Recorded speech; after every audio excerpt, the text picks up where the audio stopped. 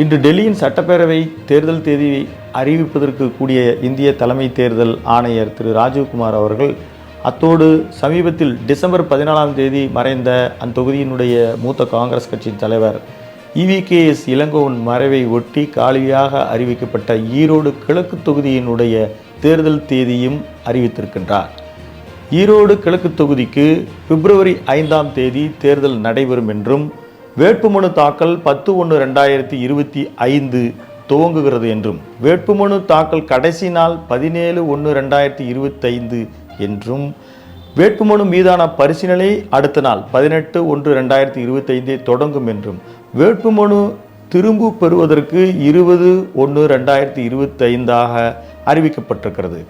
5/2/2025 தேர்தல் தேதியோடு வாக்கு எண்ணிக்கையும் அதற்கடுத்த 3 நாள் 8/2/2025 அன்று வாக்கு எண்ணிக்கை நடைபெறும் என்றும் தலைமை தேர்தல் ஆணையர் தெரிவித்திருக்கிறார்.